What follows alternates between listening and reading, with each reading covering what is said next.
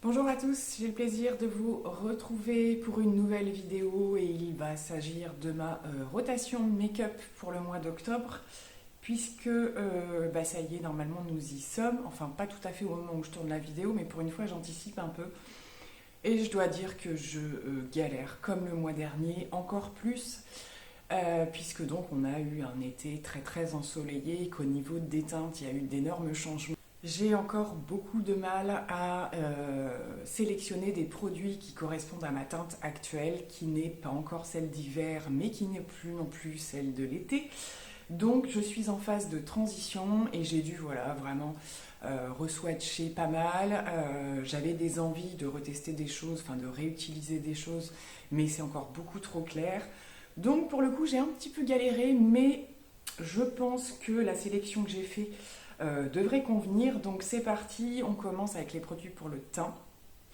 Alors au niveau des bases de teint, je remets le Revlon Photo Ready que j'aime beaucoup. J'en ai déjà beaucoup parlé donc je ne vais pas m'éterniser, mais c'est un produit qui fait super bien le job au niveau des pores et tout ça, en tout cas sur mon teint. Et je me suis mis voilà, des petites doses de plutôt échantillon, hein, c'est même pas du format voyage, que j'aimerais terminer.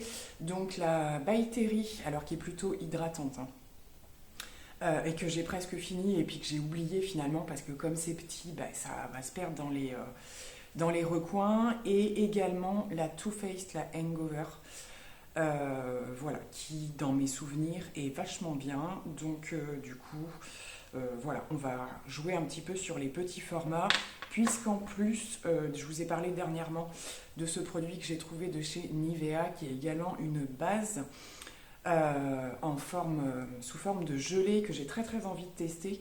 Donc je vais la mettre dans ma rotation, et puis comme ça, à l'occasion, je vous en ferai rapidement un retour. En termes d'anti-cernes, je passe aux anti-cernes, là je ferai les fonds de teint après. Comme les fonds de teint, je dirais que c'est un peu la période galère. Donc je vais très peu modifier de choses. Je continue avec le Too Faced, qui est vraiment la teinte idéale pour le moment. Quand je cherche un petit peu plus d'hydratation, de choses comme ça, je vais aller vers le NYX, que j'avais également le mois dernier. Et j'ai intégré et je vais tester donc le Black Up, à voir s'il me convient. Parce que du coup, au niveau de la teinte, c'est un chouïa quand même un petit peu foncé, donc je dirais que c'est maintenant ou jamais. Et si vraiment il est trop foncé déjà pour la saison, ce sera pour l'année prochaine tout simplement. Mais je vais quand même le tester, voir au niveau texture et tout ça. Au niveau fond de teint, j'ai ressorti différentes choses. J'ai ressorti le Maybelline 30 heures, qui n'est pas si vieux que ça d'ailleurs, hein. Je l'ai swatché, je suis pas sûre, hein, au niveau de la teinte. J'ai peur que ce soit un petit peu clair, mais on est sur une rotation mensuelle. Donc voilà, on va avancer dans le mois d'octobre et il est possible qu'en cours de mois ça convienne. Là, c'est la teinte beige doré que j'avais. C'est bizarre que j'ai un beige doré moi. Bon, bref, je reverrai bien. En tout cas, au niveau du swatch, c'est celui qui avait l'air de mieux convenir pour la période. Et je me souviens que je l'aimais bien, même au niveau du rendu et tout ça, donc je vais le retester. Pour faire les choses un petit peu plus légèrement, voilà, suivant les jours où je fais un petit peu mon teint un petit peu plus à la va-vite, on va dire, j'ai ressorti le sérum de teint de chez L'Oréal, hein, habituel. Donc lui c'est pareil, vous savez que j'en avais terminé plusieurs. Et celui-là était bien bien entamé, donc je pense que voilà, je vais bien l'avancer aussi. Et je vais reprendre la Super Bébé d'Herborian que j'aime énormément. Je vous raccroche la vidéo où je l'avais testé, donc j'avais testé les deux teintes, hein, les plus claires on va dire. Donc là c'est le nude et j'avais envie de la réutiliser en ce moment, même si on n'est plus du tout saison des bébés et tout ça. C'est vraiment un produit qui a une touche à part, je trouve, qui a énormément au niveau de la correction et tout ça. Donc voilà, ça revient.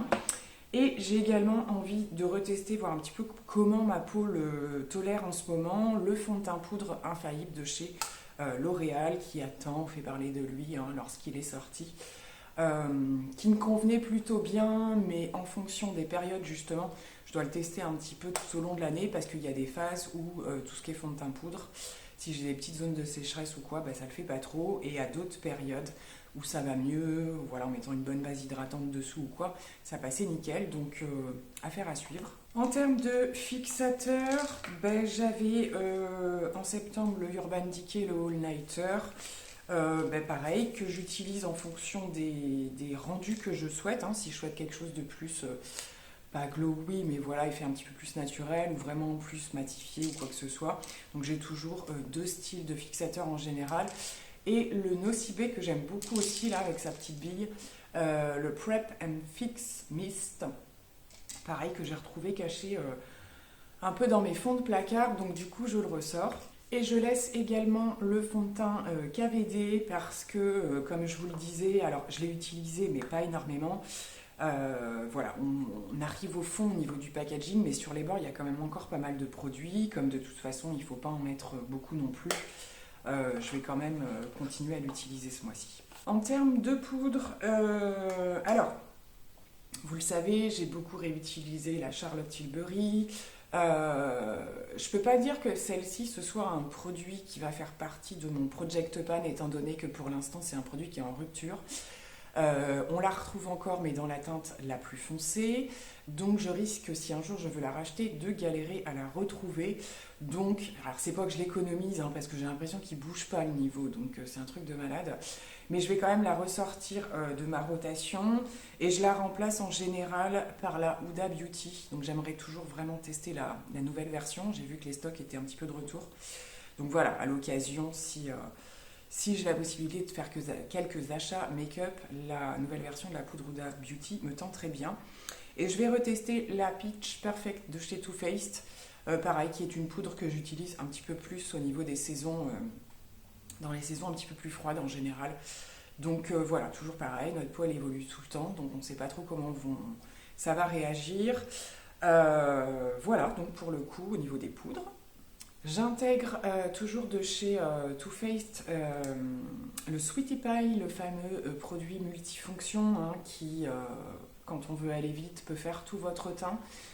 Ou n'en utiliser qu'une partie pour faire plutôt bronzer. Enfin voilà, produit multifonction que j'aimais énormément, donc on verra bien si je l'aime toujours autant. Je ressors la petite palette teint Charlotte Tilbury, donc avec le bronzer, puisque je voulais reprendre des tons un petit peu plus mat. Voilà, cet automne, c'est vrai que même si je mets toujours de l'highlighter, ce genre de choses, au niveau du teint, voilà, les choses sont un petit peu moins glowy de mon côté. Donc la petite palette Charlotte Tilbury, le bronzer Gucci, hein, vous ne serez pas surpris des choses, qui a quand même son petit trou, n'est-ce pas? Voilà, qui va être, je pense, un régal à réutiliser. J'ai repris également de chez Too Faced cette petite palette multi-blush, hein, où on a différentes couleurs, du plus foncé, du plus clair, du mat, du lumineux. Donc j'ai toujours beaucoup aimé cette petite palette, elle est très très pratique. J'ai ressorti de cette collection de chez Kiko la Charming Escape, ce magnifique blush, qui est quand même un blush lumineux, donc que je ne porterai pas tous les jours, ça dépendra un petit peu des make-up que je fais. Mais c'était vraiment une merveille de ce que je me souviens, donc je vais le réintégrer. Ma palette highlighter, une de mes plus anciennes palettes maquillage, hein, clairement. Highlighter froid et un champagne un petit peu plus chaud. Donc pareil, voilà, un seul produit, plusieurs possibilités, donc ça c'est hyper pratique.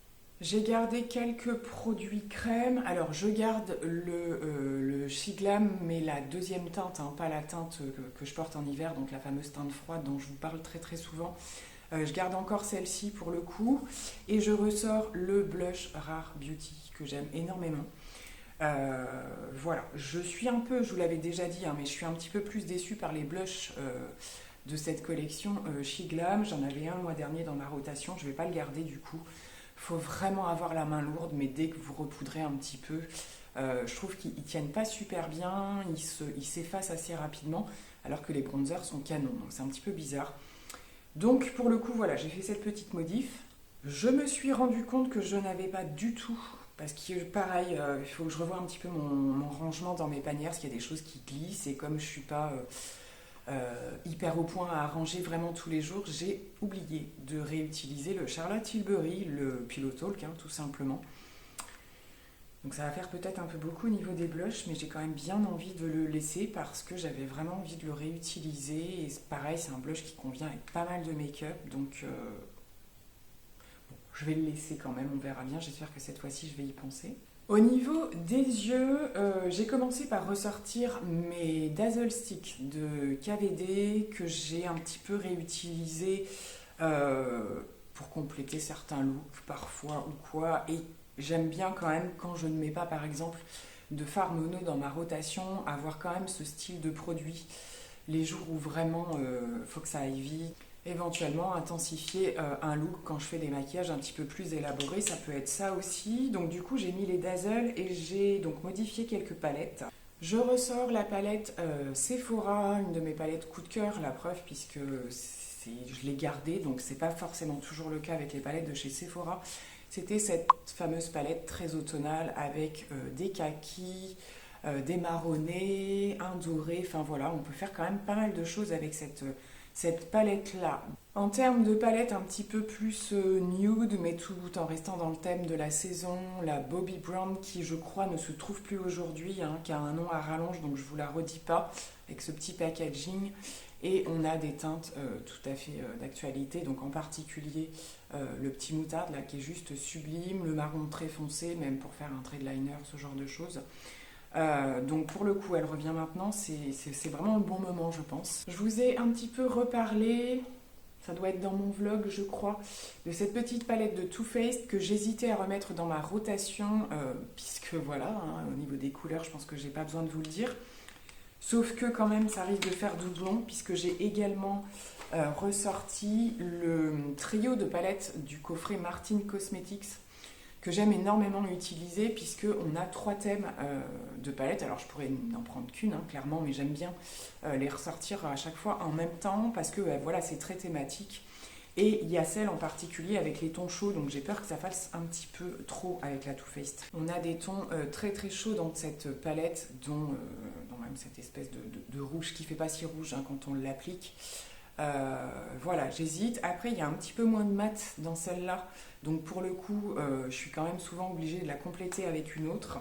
Et l'avantage, c'est que justement, avec l'utilisation des 3 palettes, on peut finalement presque n'en faire qu'une seule en les mettant les 3 à côté hein, et avoir toutes les teintes qu'on souhaite et qui peut manquer dans certaines. Comme par ici, vous voyez qu'au niveau des marrons mat, il y a ce qu'il faut, il y a un noir, donc je les trouve... C'est ce que j'ai adoré toujours dans ce coffret, c'est qu'elles sont hyper complémentaires. Et la troisième qui se compose également de vert, le bleu, un autre bordeaux un petit peu plus. Donc ça, c'est des couleurs que moi j'utilise bien, j'aime bien en ras de cils ou ce genre de choses pour intensifier un look un petit peu très chaud, très original. Très original cette petite palette, elle permet pas mal de choses à laquelle on pense pas forcément. Donc je me dis, la Too Faced, est-ce qu'elle va pas faire trop pour le coup je pense que si quand même. Éventuellement le mois prochain à faire à suivre, mais je préfère m'arrêter là parce que ça va faire beaucoup trop. Voilà un petit peu pour ce que je vais utiliser sur ce mois d'octobre. Bref retour sur des choses dont je vous avais parlé, que je voulais vraiment réutiliser et tout ça, dont la fameuse palette... Nars, la Climax. J'ai réalisé plusieurs looks avec, hein. C'est vrai que j'en parle pas forcément à chaque fois de ce que j'utilise. Je vous glisserai peut-être une photo parce que j'avais fait un make-up en particulier là, avec ce fard-là. Je vous remettrai la photo, donc voilà, j'ai pu la réutiliser, elle est toujours aussi merveilleuse, donc elle c'est pareil tout au long de cet hiver, elle va faire des allers-retours. Et là, Huda, donc la Python que j'ai également réutilisée, pareil, si j'ai le temps et que je m'en souviens, je vous raccrocherai les looks que j'ai réalisés avec. Donc voilà, qui peut toujours un petit peu faire peur au départ, mais finalement en associant des choses, on arrive à des trucs super sympas. Donc quand on aime jouer avec le maquillage, forcément c'est toujours parlant. Voilà, j'en ai terminé pour le point sur ce qui va se passer, ce que je vais utiliser pour le mois d'octobre. Je ne fais pas de point Project Pan ce mois-ci puisque j'ai concrètement pas suffisamment terminé de choses. Je me dis que voilà, je vais peut-être espacer un petit peu. Alors il y a des périodes où il y a un petit peu plus de produits ou quoi. En ce moment, voilà, avec le changement de saison, les produits que j'avais espoir, entre guillemets, de terminer, des produits plutôt d'été justement, au niveau du teint ou quoi, ça ne s'est pas fait du coup. Faut dire qu'on a eu tellement chaud qu'au niveau make-up, ça a été plutôt light. Donc voilà, pour cette vidéo, exceptionnellement, je ne fais pas de project pan, mais dans ce que vous avez un petit peu pu voir, on avance quand même sur l'idée d'utiliser les produits et d'essayer quand même d'en terminer certains. Donc voilà, j'espère que ça vous plaît, toujours un petit peu que je vous parle de ce que je vais réutiliser. Peut-être que ça vous redonne des idées aussi de ressortir des produits que vous avez également, et puis qu'on en parle sur nos ressentis, enfin voilà, comme d'habitude, le partage. Plein de gros bisous et à très bientôt, bye!